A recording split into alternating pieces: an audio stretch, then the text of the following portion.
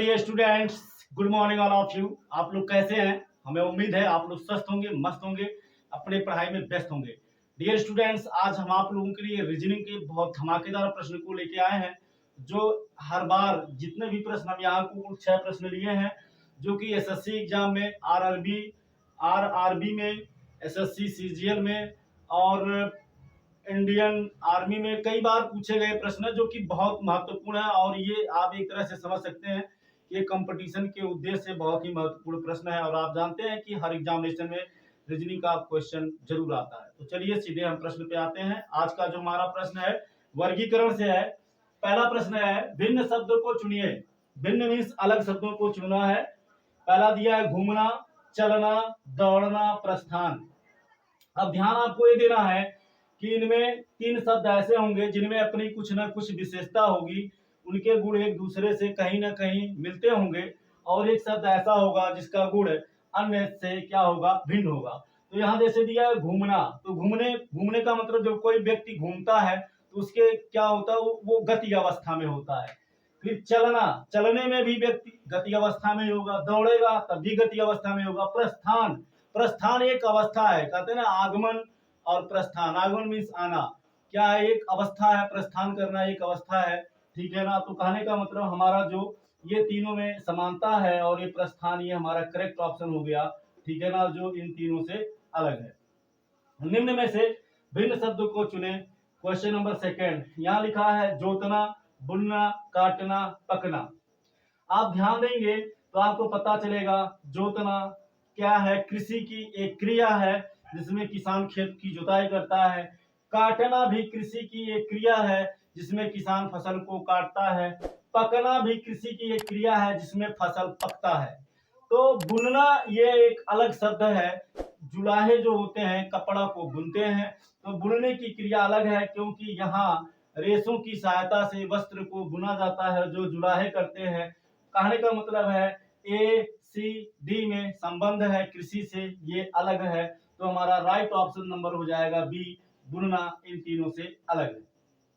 Question number 3, भिन्न शब्दों को चुनिए। चाकू, कुल्हाड़ी, हंसुआ, सुई। अब देखिए इसमें भी थोड़ा सा दिमाग लगाएंगे, आपके समझ में आएगा। चाकू का काम होता है किसी वस्तु को काटने के प्रयोग में लाया जाता है। इसी तरह से कुल्हाड़ी का भी उपयोग हम वस्तु को काटने में ही करते हैं, ठीक है ना, जैसे लकड़ी को चीरना हुआ, काटना हुआ, फाड़ना हुआ। इसी तरह से हंसुआ का उपयोग भी हम काटने में ही करते हैं, सब्जी काटने में, साग काटने में, फसल काटने में। हमारा जो लास्ट है सुई, सुई का उपयोग काटने में नहीं किया जाता। सुई का उपयोग होता है फटे हुए वस्त्रों को सिलने में। तो आप इस तरह से देख सकते हैं, चाकू, कुल्हाड़ी, हंसुआ का संबंध है, तीनों का संबंध है काटना, सुई का संबंध है छेद करना। तो मिला जुला करके हमारा जो राइट ऑप्शन होगा क्या होगा, सुई होगा, ठीक है। अगला नंबर दिया है कार, बस, जीप, स्कूटर। इसमें हमें चूज करना है कौन सा अलग है। देखिए तीनों वाहन है, तीनों व्हीकल हैं, तीनों का उपयोग हम एक स्थान से दूसरे स्थान पर जाने के लिए करते हैं। बट इनमें डिफरेंस है। डिफरेंस ये है, कार में 4 पहिया होता है, 4 व्हीलर वाहन है, बस भी 4 व्हीलर वाहन है, जीप भी 4 व्हीलर वाहन है, जबकि स्कूटर हमारा 2 व्हीलर वाहन है। इसमें 2 पहिया होता है, बाकी में 4 पहिया होता है। तो इस तरह से आप समझ सकते हैं कि स्कूटर जो हमारा है ये हमारा राइट ऑप्शन होगा, इन तीनों से अलग है। क्वेश्चन नंबर 5 में दिया है भिन्न शब्दों को चुने। मेरठ, इलाहाबाद, कानपुर, देहरादून। तो आप अगर ध्यान से देंगे तो ये चारों क्या है, शहर हैं। अब ये शहर किस प्रकार से है, मेरठ उत्तर प्रदेश का एक शहर है, इलाहाबाद उत्तर प्रदेश का एक शहर है, और कानपुर भी उत्तर प्रदेश का एक शहर है, जबकि देहरादून उत्तर प्रदेश का शहर नहीं है। तो इस तरह से हमारा जो करेक्ट ऑप्शन होगा ये देहरादून होगा, चूंकि ये उत्तर प्रदेश का शहर नहीं है, तो ये हो गया अलग। निम्न में से कौन सा भिन्न है, सायं, दोपहर, प्रातः, रात्रि। आप ध्यान से अगर गौर करें तो आपको पता चलेगा सायं, दोपहर और प्रातः किसी दिन का पहर है, होता है ना, दोपहर, फिर सुबह का पहर, फिर शाम का पहर। जो शाम का पहर होता है उसको सायं बोलते हैं। जो 12 बजे और 1 बजे के बीच का पहर होता है उसको दोपहर बोलते हैं। जो मॉर्निंग जब सुबह होती है, सूर्योदय होता है, उसको हम प्रातः का पहर बोलते हैं।